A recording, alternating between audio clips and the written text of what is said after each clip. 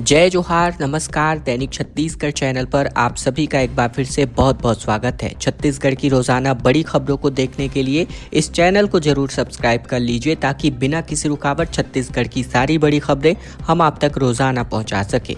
छत्तीसगढ़ के झारखंड बॉर्डर पर एक स्कूल बस पलट गई जिसमें 7 लोगों की मौत हो गई। बता दें कि छत्तीसगढ़ झारखंड बॉर्डर पर तेज रफ्तार स्कूल बस बेकाबू होकर के पलट गई और इस सड़क हादसे में 7 लोगों की मौत हो गई जबकि 80 लोग घायल हो गए हैं। इनमें से 30 से ज्यादा के हालात बेहद गंभीर हैं। बताया जा रहा है कि बस का ब्रेक फेल हो गया था। ये पूरा मामला महुआडांड थाना क्षेत्र का है। जानकारी के मुताबिक बात करें तो इस सड़क हादसे में 5 महिलाएं और 2 पुरुषों की जान चली गई है और इनकी पहचान अभी तक नहीं हो पाई है। मरने वाले में सभी छत्तीसगढ़ के बलरामपुर के रहने वाले हैं। इसके अलावा बस के ड्राइवर विकास पाठक ने बताया कि सड़क हादसे के कुछ समय पहले ही ब्रेक नहीं लगने का एहसास हुआ था बस में, जहां स्थिति को संभालने के लिए हैंड ब्रेक का भी उपयोग किया गया। इसके बाद इंजन भी बंद कर दिया गया था, लेकिन ढलान होने के कारण बस बेकाबू हो गई।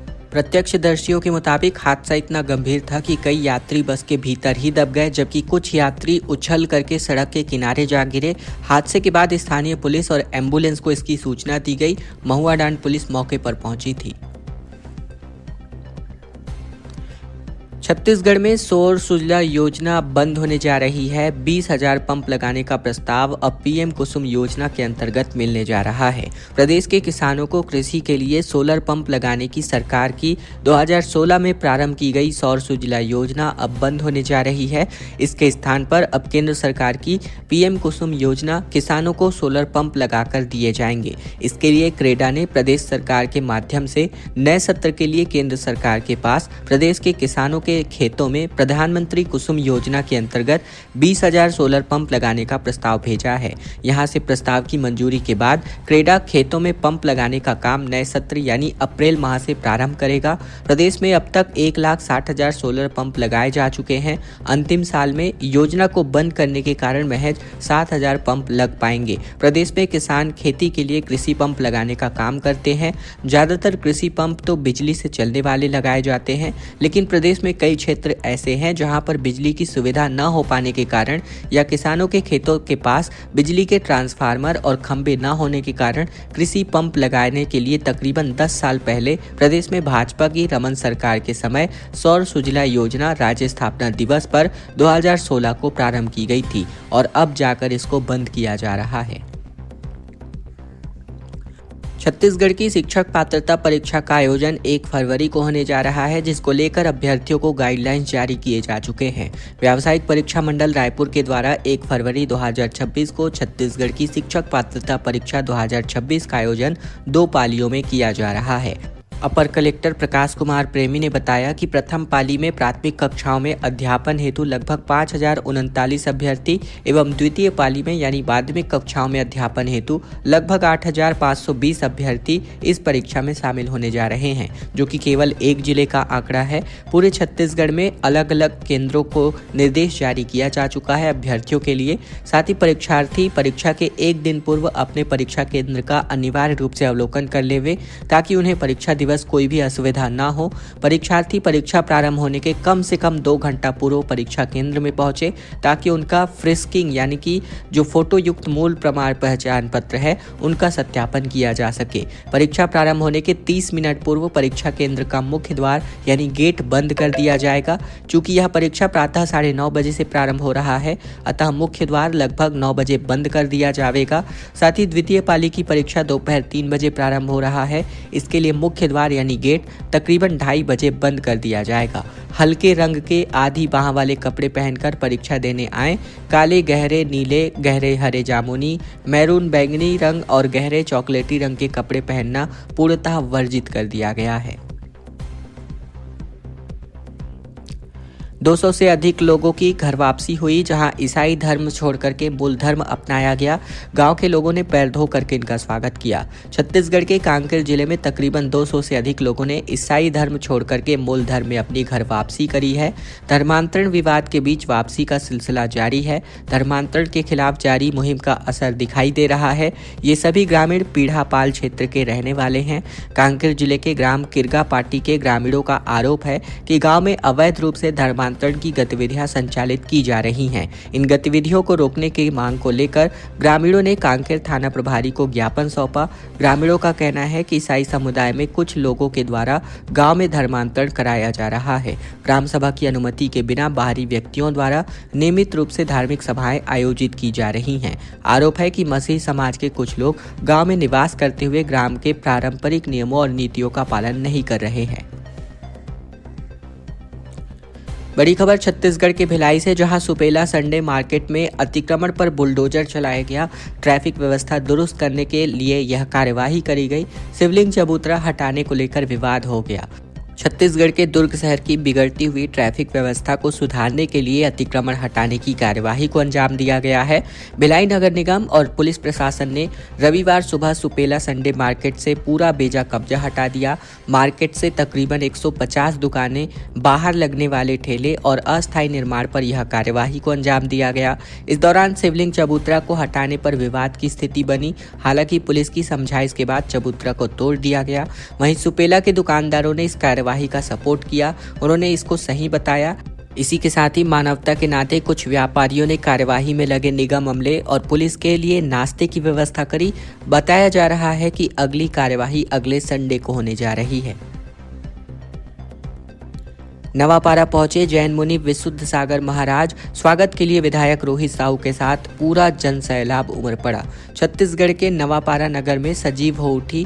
जहां बात करें तो जैन मुनि विशुद्ध सागर महाराज जी समेत कुल 24 मुनियों का पावन पदार्पण पंच कल्याणक को लेकर नगर की पावन धरती पर हुआ। मुनिश्री के आगमन पर नवापारा शहर में श्रद्धा, भक्ति और उल्लास का वातावरण देखने को मिला। बैंड बाजा, धुमाल बाजा समेत कई प्रकार के वाद्य यंत्रों के साथ पूरा शहर गूंज उठा और सुबह से ही नगर के कड़-कड़ में भक्ति की सुगंध फैल गई। जैन समाज के श्रद्धालुओं ने अपने घरों एवं दुकानों के सामने तथा चौक चौराहों पर पाटा बिछाकर चरणामृत ग्रहण कर मुनिश्री का आत्मीय स्वागत करते हुए आशीर्वाद प्राप्त किया। जहां भक्ति हो वहां व्यवस्था अपने आप बन जाती है। ये दृश्य हर कदम पर देखने को मिला। महिलाएं एवं युवाओं का अनुशासित उत्साह ने इस क्षण को अविस्मरणीय बना दिया। इस ऐतिहासिक स्वागत में ब्राह्मण समाज, सिंधी समाज, गुजराती समाज, सिख समाज, माहेश्वरी समाज समेत सर्व समाज ने एकजुट होकर सहभागिता दी। खबरों में आगे बढ़े इसके पहले अगर आपने चैनल अभी तक सब्सक्राइब नहीं किया है, सब्सक्राइब जरूर कर लीजिए छत्तीसगढ़ की रोजाना बड़ी खबरों को जानने के लिए। साथ ही साथ इस वीडियो को लाइक कर दीजिएगा, शेयर कर दीजिएगा इस वीडियो को अपने दोस्तों, रिश्तेदारों तक, ताकि सारी बड़ी खबरें आपके भाइयों बहनों तक भी पहुंचाई जा सके। जगदलपुर के तालाब में गिरे स्कॉर्पियो और 3 दोस्तों की जान चली गई। छत्तीसगढ़ के जगदलपुर में कालीपुर स्थित तालाब में स्कॉर्पियो वाहन डूब गई और इस सड़क हादसे में तकरीबन 3 युवकों की मौत हो गई, जबकि पुलिस जवानों ने कांच तोड़कर 4 युवकों की जान बचा ली है। बताया जा रहा है कि शनिवार 17 जनवरी की रात सभी युवक क्रिकेट खेलकर जगदलपुर वापस लौट रहे थे और इसी बीच गाड़ी अनियंत्रित होकर तालाब में जा गिरी। ये पूरा मामला परपा थाना क्षेत्र का है। जानकारी के मुताबिक तीनों ने तकरीबन 4 साथियों के साथ क्रिकेट खेलने गए हुए थे और रात में सभी कालीपुर से जगदलपुर की ओर वापस लौट रहे थे। इसी बीच ये हादसा हो गया। जहां आसपास मौजूद लोगों की नज़र जब वाहन पर पड़ी तो लोगों ने पुलिस को इस सड़क हादसे की सूचना दी और जानकारी के बाद जवान भी मौके पर पहुंचे, जिसके बाद किसी तरह वाहन को बाहर निकाला गया। 3 युवकों की पानी में डूबने की वजह से जान चली गई, जबकि अन्य लोग घायल हैं। पुलिस ने मर्ग कायम कर लिया है। भिलाई में कांग्रेस ने चूहा सम्मान रैली आयोजित करी, जहां विधायक ने चूहों को विजेता बनाया। कवर्धा के चूहों को पहला पुरस्कार, जबकि महासमुंद के चूहे सेकंड पुरस्कार के साथ सम्मानित किए गए। छत्तीसगढ़ में कथित धान घोटाले को लेकर कांग्रेस ने रविवार शाम भिलाई में अलग तरीके से विरोध जताया। जिला और ब्लॉक कांग्रेस कमेटी भिलाई की ओर से शाम तकरीबन 4:30 बजे के आसपास चूहा सम्मान रैली आयोजित करी गई और इस रैली में भिलाई नगर विधायक देवेंद्र यादव, जिला कांग्रेस अध्यक्ष मुकेश चंद्राकर समेत जिला और ब्लॉक स्तर के कई कांग्रेस नेता और कार्यकर्ता शामिल हुए। इस रैली के बाद ज्यादा से ज्यादा धान खाने वाले जिलों के चूहों के नामों की घोषणा कर उन्हें विजेता बनाया गया। साथ ही विधायक देवेंद्र यादव ने कवर्धा के चूहों को पहला, महासमुंद के चूहों को दूसरा और गौरेला जिले के चूहों को तीसरा स्थान प्राप्त किया, जबकि बेमेतरा जिले के चूहों को सांत्वना पुरस्कार देने की घोषणा भी की गई। छत्तीसगढ़ के उत्तर और मध्य क्षेत्र में शीतलहर को लेकर अलर्ट जारी है। अंबिकापुर में 4.7 डिग्री सेल्सियस पर पहुंचा तापमान। अगले 24 घंटे और ठंड बढ़ने जा रही है। दिन में तेज धूप निकलने वाली है। बता दें, छत्तीसगढ़ में ठंड का असर लगातार बना हुआ है। मौसम विभाग के मुताबिक उत्तर और मध्य क्षेत्र में आने वाले तकरीबन 12 से 14 घंटों तक शीतलहर चलने की संभावना है। हालांकि राहत की बात यह है कि आने वाले 3 दिनों में न्यूनतम तापमान 1 से लेकर 3 डिग्री सेल्सियस तक बढ़ सकता है। दिन के तापमान में बड़े बदलाव के आसार नहीं हैं। वहीं पिछले 24 घंटे की बात करें तो प्रदेश में सबसे ज्यादा तापमान 31.7 डिग्री सेल्सियस जगदलपुर में दर्ज किया गया, जबकि सबसे कम न्यूनतम तापमान 4.7 डिग्री सेल्सियस अंबिकापुर में रिकॉर्ड किया गया। सरगुजा, रायपुर और दुर्ग संभाग के कुछ हिस्सों में शीतलहर का असर देखा गया। वहीं दिन में तेज धूप देखने को मिली। मौसम विभाग के मुताबिक इस समय पश्चिमी विक्षोभ एक्टिव है और यह सिस्टम अफगानिस्तान और आसपास के इलाकों से उत्तर भारत की ओर आगे बढ़ रहा है। बड़ी खबर, छत्तीसगढ़ में प्री वेडिंग शूट को पूर्णतः प्रतिबंध करने का ऐलान किया गया। बता दें कि छत्तीसगढ़ में अब प्रदेश साहू संघ की बढ़ती कुरीतियों को देखते हुए बैठक में अहम फैसला किया गया।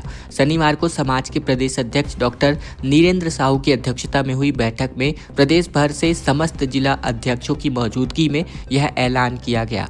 अब प्री वेडिंग शूट यानी कि जो शादी के पहले फोटो शूट किया जाता है उसको पूर्णतः प्रतिबंध कर दिया गया है। समाज के बच्चे और युवाओं के लिए संस्कार शिविर आयोजित कर अपनी परंपराओं से जुड़े रहने की सीख दी जाएगी। छत्तीसगढ़ प्रदेश साहू संघ के संयुक्त सचिव प्रदीप साहू ने बताया कि समाज हित में ये बड़ा फैसला लिया गया है। बैठक में समाज की वर्तमान स्थिति, संस्कारों के क्षरण और दिखावे की बढ़ती प्रवृत्ति पर गंभीर मंथन किया गया और इस बैठक में सर्वसम्मति से यह कड़ा और स्पष्ट निर्णय लिया गया है।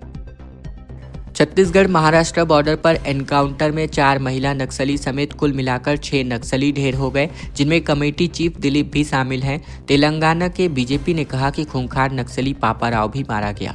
छत्तीसगढ़ के महाराष्ट्र बॉर्डर पर बीजापुर नेशनल पार्क के क्षेत्र के अंतर्गत जवानों ने तकरीबन 4 महिला नक्सली समेत कुल 6 नक्सलियों को मार गिराया है, जिनमें national park area committee chief Dilij Wedanja शामिल हैं। सभी जवानों ने सभी नक्सलियों के शव को 2 AK-47 राइफल और एक इसांस राइफल और एक कार्बाइन और एक 303 राइफल बरामद की है। जानकारी के मुताबिक जिस जिले में पुलिस और नक्सली की मुठभेड़ हुई है वह खूंखार नक्सली पापाराव का इलाका है। पापाराव नेशनल पार्क क्षेत्र का इंचार्ज है। वहीं Paparao Dandakaranya special zonal committee का इकलौता सदस्य है। अगर पापाराव मारा गया तो DKSZ CM कैडर पूरी तरीके से खत्म हो जाएगा।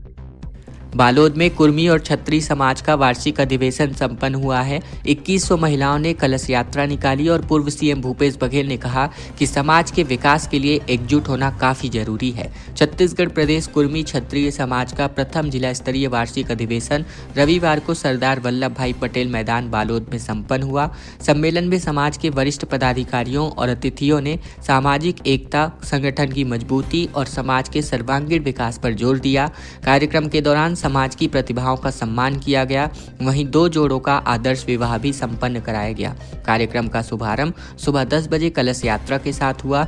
दिल्लीवार कुर्मी समाज भवन से यह यात्रा निकाली गई और इस यात्रा में तकरीबन 2100 से अधिक महिलाओं ने सिर पर कलश रखकर नगर भ्रमण किया। जय स्तंभ चौक, मधु चौक, सदर बाजार होते हुए कलश यात्रा कार्यक्रम स्थल सरदार वल्लभ भाई पटेल मैदान पहुंची और इस दौरान डीजे की धुन पर समाज के लोग नाचते गाते चले। करोड़पति डीटीओ के घर पर भतीजी ने तकरीबन 5 करोड़ की चोरी को अंजाम दिया। बॉयफ्रेंड संग मिलकर 4 किलोग्राम सोना, 15 लाख कैश चुराए, अय्यासी करी और फरार आरोपियों पर 10,000 रुपए का इनाम घोषित किया गया है। छत्तीसगढ़ के जसपुर जिले में करोड़पति डीटीओ यानी district transport officer Vijay Kumar के घर पर 5 करोड़ की चोरी को अंजाम दिया गया, जहां वारदात की मास्टरमाइंड अफसर की भतीजी मीनल निकुंज समेत कुल 5 आरोपी पकड़े गए हैं, लेकिन 4 आरोपी अभी भी फरार है। ये पूरा मामला नारायणपुर थाना क्षेत्र का है। जसपुर पुलिस के मुताबिक फरार आरोपियों में अविनाश राम प्रधान, घनश्याम प्रधान, अनमोल भगत और विसंत बजई बड़ाइक शामिल हैं। पुलिस ने वारदात के 45 दिन बाद जाकर फरार आरोपियों पर 10,000 रुपए का इनाम घोषित किया है। पुलिस के मुताबिक डीटीओ ऑफिसर विजय कुमार की भतीजी मीनल निकुंज ने बॉयफ्रेंड संग और साथियों के साथ मिलकर तकरीबन 15 लाख रुपए कैश, तकरीबन 4 किलोग्राम सोना की चोरी की है और इन पैसों से 81 की आईफोन और कार भी खरीदी गई। छत्तीसगढ़ के बिलासपुर की आद्या ने जीता जूनियर मिस इंडिया का खिताब। जयपुर में तकरीबन 25 राज्यों के 180 प्रतिभागियों ने इसमें हिस्सा लिया था और छत्तीसगढ़ का नाम रोशन हुआ है। छत्तीसगढ़ के बिलासपुर की आद्या श्रीवास्तव ने junior miss India miss confident का खिताब जीतकर छत्तीसगढ़ का नाम रोशन किया। ये प्रतियोगिता जयपुर के एक निजी होटल में आयोजित करी गई थी, जिसमें देश के 25 राज्यों से तकरीबन 180 प्रतिभागियों ने हिस्सा लिया था। आद्या ने प्रतिष्ठित जूनियर मिस इंडिया प्रतियोगिता में शानदार प्रदर्शन किया। साथ ही उन्होंने अपने वर्ग में उत्कृष्ट वाक कौशल, नृत्य की भाव भंगिमा और आत्मविश्वास और फैशन शो के रैंप वॉक के माध्यम से निर्णायकों और दर्शकों का दिल जीता और प्रथम स्थान हासिल किया। खबरों का सिलसिला बस यही तक का था। वीडियो अगर आपको अच्छा लगा तो वीडियो को एक छोटा सा लाइक कर दीजिए, चैनल को सब्सक्राइब कर लीजिए ताकि बिना किसी रुकावट छत्तीसगढ़ की सारी बड़ी खबरें हम आप तक रोजाना पहुंचा सकें।